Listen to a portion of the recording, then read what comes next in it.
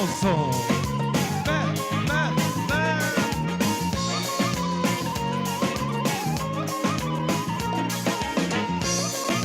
Bugün elə bir toy aparaq ki, dillərdə deyilsin inşallah. Rəyimiz gəlimiz ələ tutun. Eşq olsun, var olun.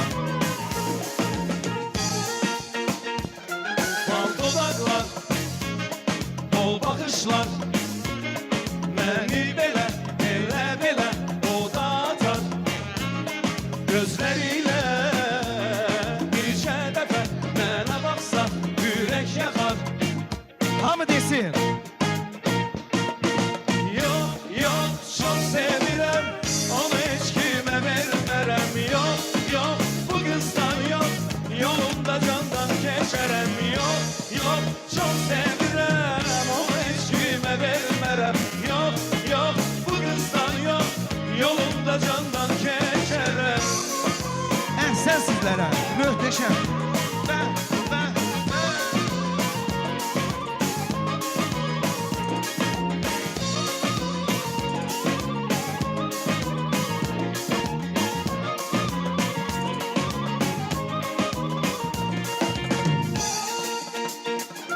Mənə hərdən o naz edir, yaxın olur, uzaq olur, dəli edir. Görüşəndə məni ətri, hər görüşdə bihuş edir. Hamı desin. Getdi. Yox, çox sevirəm, onu heç kimə vermərəm.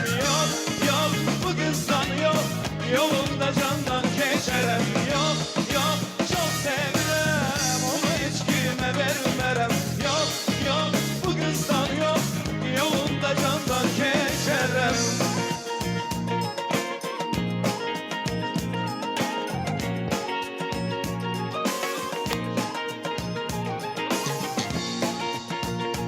Eşq olsun. Əhsən sizlərə, möhtəşəm.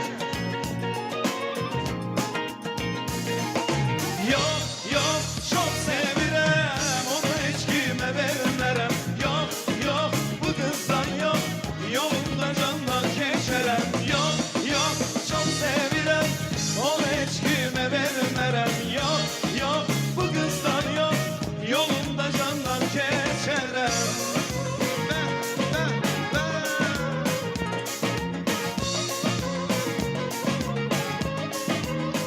Hə, sizlərdən ricam var. Bəyimizi, gəlimizi ürəkdən alqışlayaq.